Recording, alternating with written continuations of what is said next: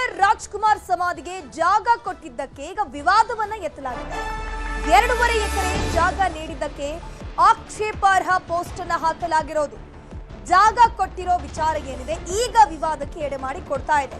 2.5 ಎಕರೆ ಜಾಗವನ್ನ ನೀಡಿತ್ತಲ್ವಾ, ಆ ವಿಚಾರಕ್ಕೆ ಸಂಬಂಧಪಟ್ಟಂತೆ ನಟ ಅಹಿಂಸಾ ಚೇತನ್ ಆಕ್ಷೇಪಾರ್ಹ ಪೋಸ್ಟ್ ಅನ್ನ ಹಾಕಿದ್ದಾರೆ.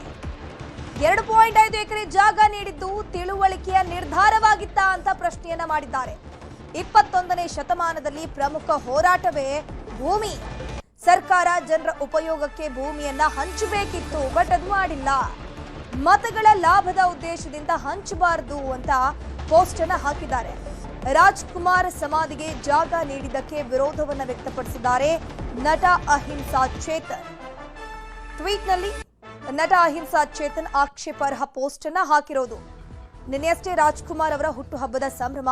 ಎಲ್ಲರೂ ಕೂಡ ಸಮಾಧಿಗೆ ತೆರಳಿ ಪೂಜೆ ಪುನಸ್ಕಾರವನ್ನ ಮಾಡಿದ್ರು. ಅಭಿಮಾನಿಗಳು ಕೂಡ ಬಂದಿದ್ರು, ರಕ್ತದಾನ ಶಿಬಿರಗಳನ್ನೆಲ್ಲ ಮಾಡಿದ್ರು. ಈ ಸಂದರ್ಭದಲ್ಲಿ ಅಹಿಂಸಾ ಚೇತನ್ ಈಗ ಒಂದು ಪೋಸ್ಟ್ ಅನ್ನ ಹಾಕಿದ್ದಾರೆ. ನೋಡ್ತಾ ಹೋಗ್ಬೋದು, ನಾವು ರಾಜ್ಕುಮಾರ್ ಅವರನ್ನ ಒಬ್ಬ ಮಹಾನ್ ಕಲಾವಿದರಾಗಿ ಗೌರವಿಸ್ತಿದ್ದೀವಿ ಅಂತ ಹೇಳ್ಕೊಂಡು ಟ್ವೀಟ್ ಮಾಡಿದ್ದಾರೆ. ಆದ್ರೆ ಬೆಂಗಳೂರು ನಗರ ಮಧ್ಯದಲ್ಲಿ 2006ರಲ್ಲಿ ಒಬ್ಬ ನಟನ ಸಮಾಧಿ ಕಾಂಪ್ಲೆಕ್ಸ್ಗಾಗಿ 2.5 ಎಕರೆ ಭೂಮಿಯನ್ನ ನೀಡುವುದು ತಿಳುವಳಿಕೆಯ ನಿರ್ಧಾರವಾಗಿತ್ತಾ ಅಂತ ಪ್ರಶ್ನೆಯನ್ನ ಮಾಡಿದ್ದಾರೆ.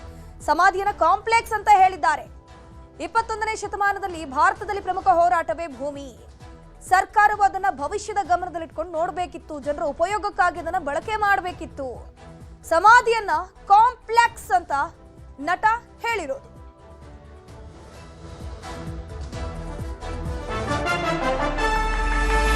ರಾಜ್ಕುಮಾರ್ ಸಮಾಧಿಗೆ ಭೂಮಿ ಕೊಟ್ಟ ವಿಚಾರಕ್ಕೆ ಸಂಬಂಧಪಟ್ಟಂತೆ, ಆ ವಿವಾದಕ್ಕೆ ಸಂಬಂಧಪಟ್ಟಂತೆ ತಾವು ಪ್ರಶ್ನೆ ಮಾಡಿದ್ದನ್ನ ಸಮರ್ಥಿಸಿಕೊಂಡಿದ್ದಾರೆ ಅಹಿಂಸಾ ಚೇತನ್. ಕರ್ನಾಟಕಕ್ಕೆ ರಾಜ್ಕುಮಾರ್ ಒಬ್ಬರೇ ಕೊಡುಗೆಯನ್ನ ಕೊಟ್ಟಿಲ್ಲ.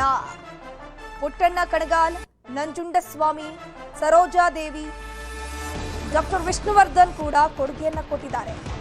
ಬೇರೆ ಯಾರ ಸಮಾಧಿಗೂ ಯಾಕೆ ಜಾಗವನ್ನ ಕೊಟ್ಟಿಲ್ಲ ಅಂತ ಹೇಳ್ಕೊಂಡು ನಟ ಅಹಿಂಸಾ ಚೇತನ್ ಪ್ರಶ್ನೆಯನ್ನ ಮಾಡಿದ್ದಾರೆ.